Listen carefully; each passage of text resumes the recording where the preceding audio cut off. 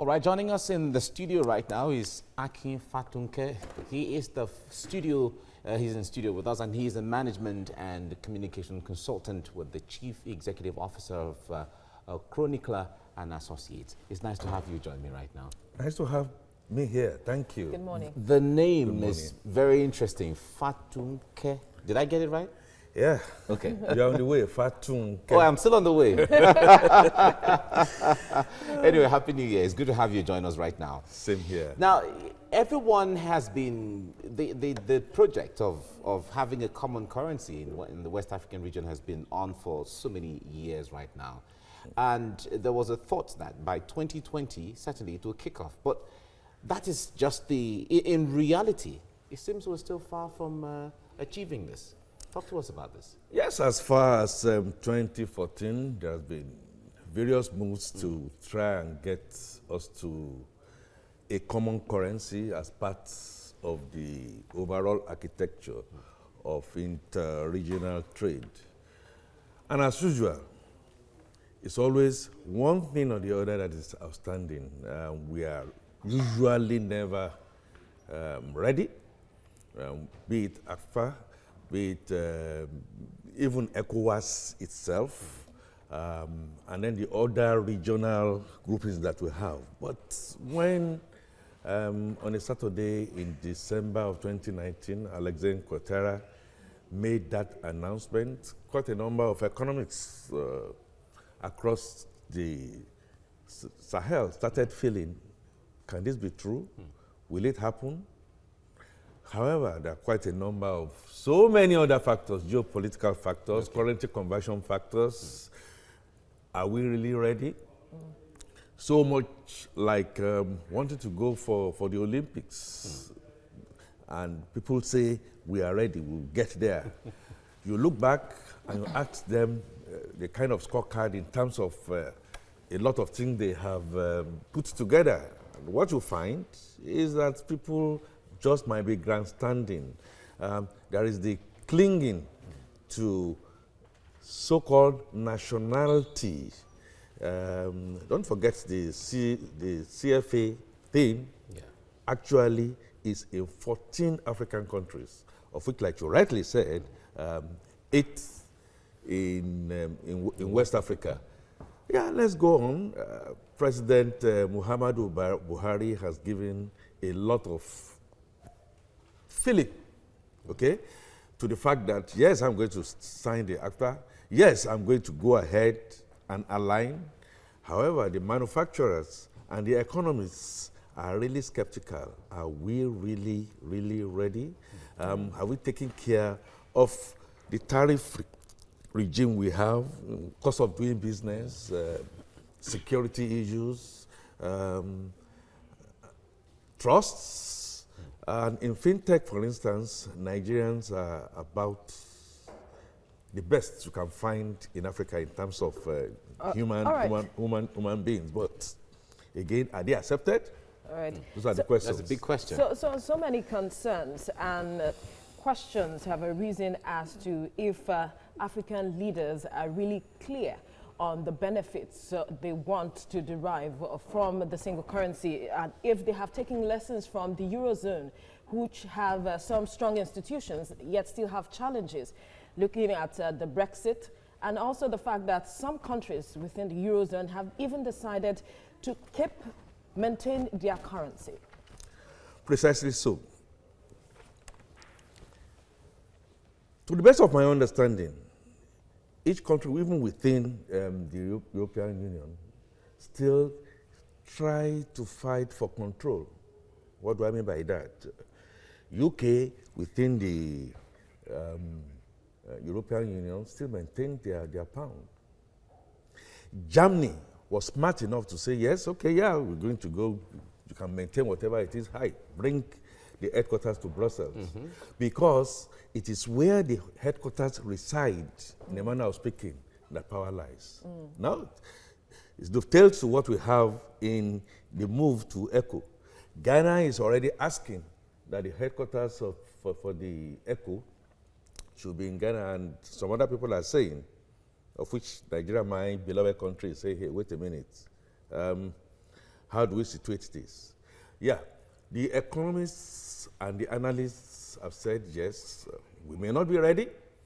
Yes, we've not taken care of so many things because at the end of the day, we don't forget the brouhaha that we still have on border closures, that some West African countries are not doing what they need to do, okay?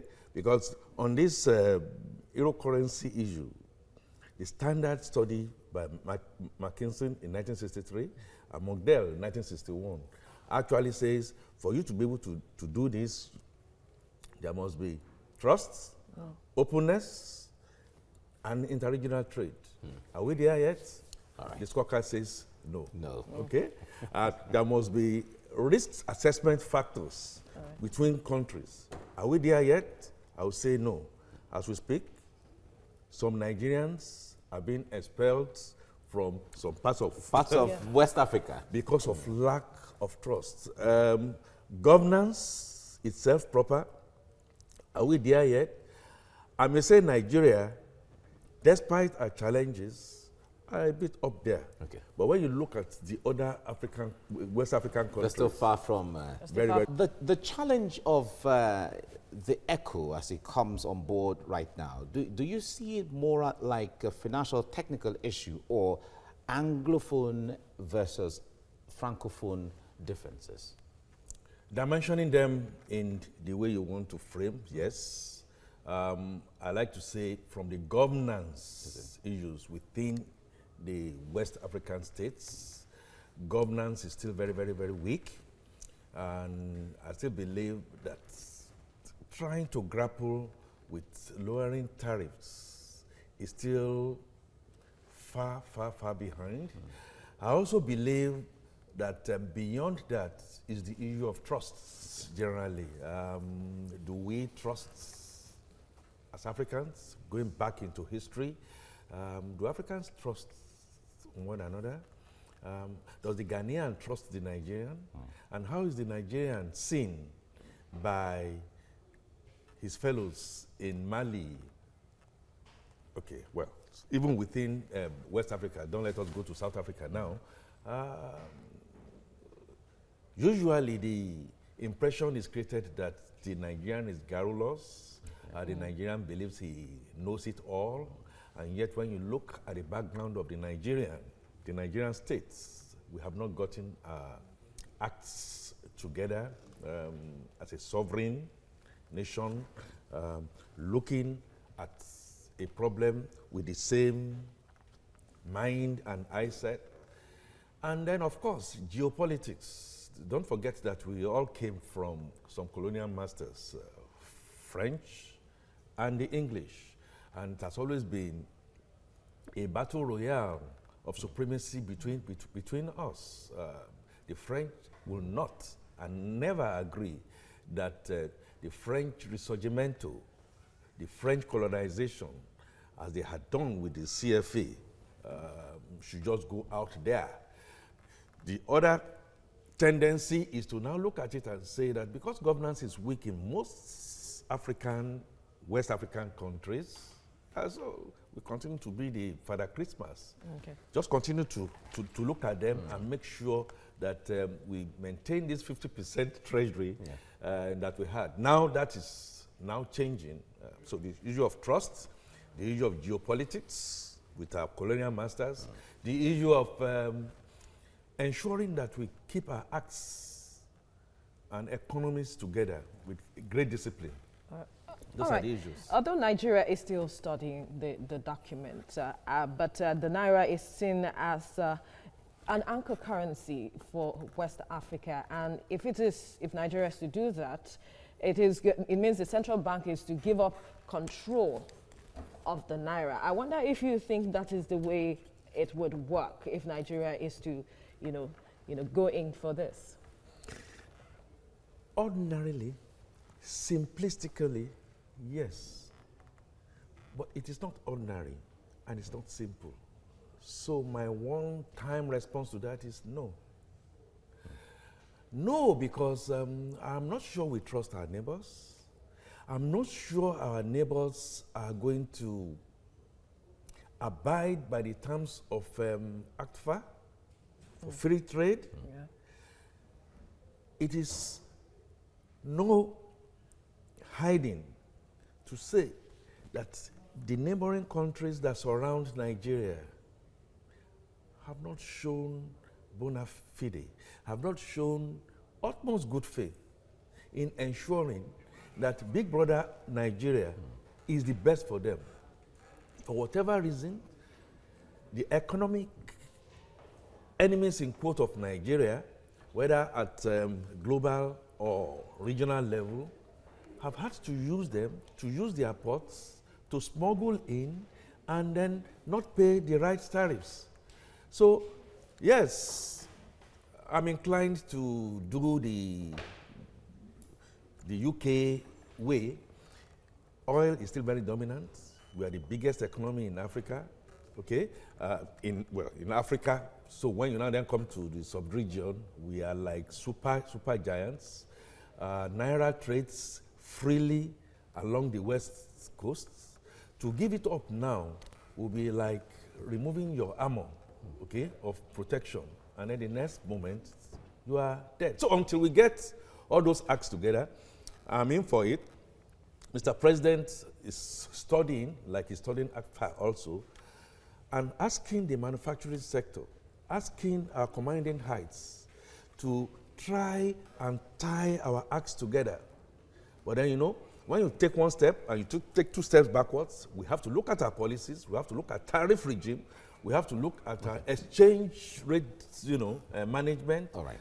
And all this subsidy or no subsidy thing that we have either in the electronic and petroleum has to be unified. As it is right now, when it came to the Africa Free Trade Agreement, Nigeria was not on the driver's seat. In fact, they had decided and we were studying to see how we can join in. The ECHO is the same thing. We are not on the driver's seat. They took decisions and we are studying to join in. What implication is that for Nigeria being the powerhouse, for, economic powerhouse for Africa and even for, like you said, super giant for the West African region? Very sad. Own goals. The ECHO was originally initiated through the Nigerian brain some 20 years ago. And now we are now struggling with Ghana as regards where should be the headquarters. And because we have just virtually gone to sleep. I always like to use the Olympics thing. Okay, we won a gold for the first time sometime, and then we won gold for the first time in the 60s in boxing, Ogambasi, and everybody now just went to sleep, believing that the next 4 years, we just go there and go win. No, it doesn't happen that way.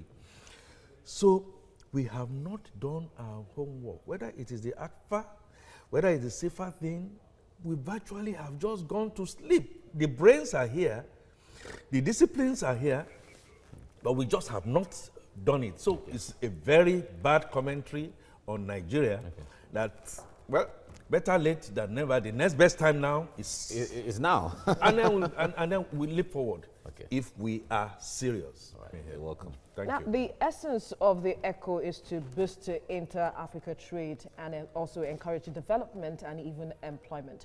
But with the myriad of challenges that most of the countries face, the question on the lips of many is ECHO the way to go? And if not, what is the way forward? Great point. I always believed in facing facts. I also believe that failure,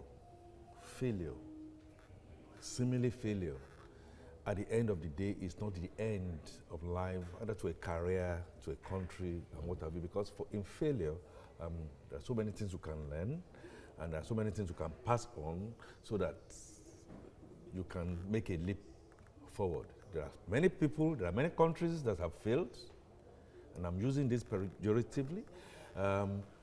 They have been able to now move over and above the ashes of failure. Truth, Veronica, like you said, is that we are really not ready. The geopolitical considerations about the Godfather France influence, and even within the Afrophobia West African phobia, issue of not trusting one another, now calls for the fact that we've lost this battle. We've been losing it since 2014 anyway.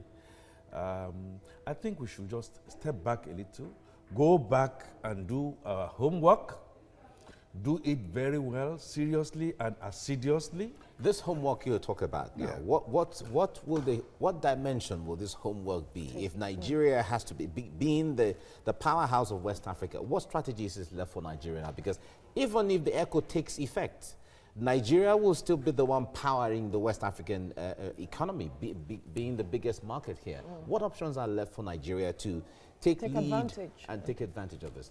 One, improve our competitiveness, ease of doing business, which presently, I'm happy to say, are going in a good direction. Some people will look at it and say too little, but not too late. So let's go in that direction. Our governance and the way we organize ourselves in business and in politics, democracy, rule of law, and to bring, at the end of the day, to the table, even to our West African partners, countries, that we have the character, we have the capacity, we have the competence, and then we have the compassion. Nigeria, big brother, is ready to listen. But wait, you just have to do your own bit of it. Now, we have this currency conversion issue that is still on. Multiplicity. We need to come to the table with clean hands. And I think we need to have clear-cut strategy. I think Nigeria needs to have a clear-cut strategy over and above just closing the borders and believing that in closing the borders, we have taken care of security issues and what have you. We need to now go into mainstream production. And for us to go into mainstream production requires that our costs of inputs and production should naturally come effective and come efficient. And by so doing, our goods will be very, very competitive. Now, what France and what Francophone countries are doing, as you see, because by the time you power your energy, by the time you do your warehousing and your logistics and your PMI, and you put all the mystery indexes of this world together, we are highly, highly, highly uncompetitive. So Nigerian businesses are now going across the borders. The kind of policies that we have enunciated over time, I mean, look at our exchange rate regime, multiple exchange rate regime, the subsidy that is not sustainable, whether in energy or in PMS, that is petrol, not sustainable. And the fact that we have not brought those basic competence in, not just in policy, and in manpower. FinTech is doing very, very well for Nigeria, but our West African neighbors look at us and say, can we trust them? Are they a band of rogues? Yeah. Morocco is asking that they come to ECOWAS, to join in. I was going to ask that. There are pros, there are cons. Are we competitive in such a way and manner that will not just be, at the end of the day, a dumping ground? If you look at Ghana and what Ghana is doing, Ghana is such that at the end of the day, whether on gender issues, whether on educational, risorgimento, whether in the way they try to relate to respect contracts, not that much are we seeing in our country, Nigeria.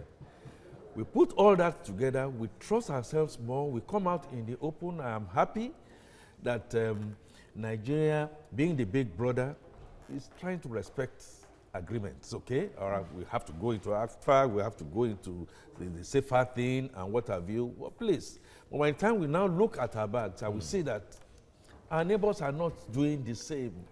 They will rather smuggle from Europe, take a double advantage of tariff, bring it to Nigeria, pay tariff that is not competitive, Nigeria's economy is bleeding. All right. So with the myriad of issues that you have pointed out. So many, Veronica.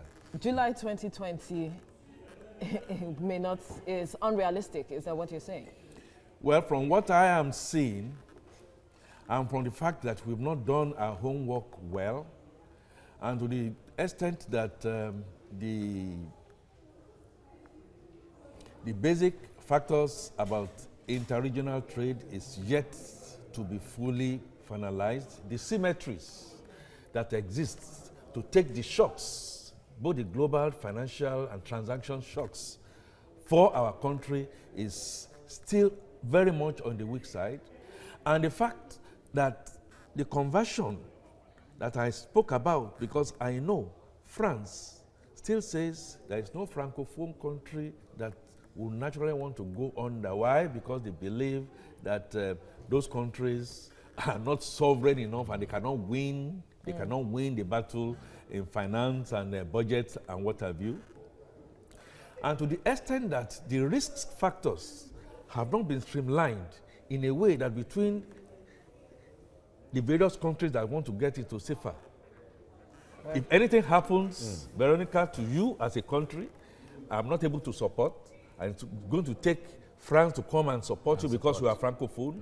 And then in Nigeria, I'm still struggling, okay, with my fiscal and monetary. I would say it's looking likely. It's looking likely that we will have another postponement. Otherwise, we might be facing an Armageddon. All right. All right. We look forward to greater days ahead, and I hope the policymakers are listening to this and they know what to do.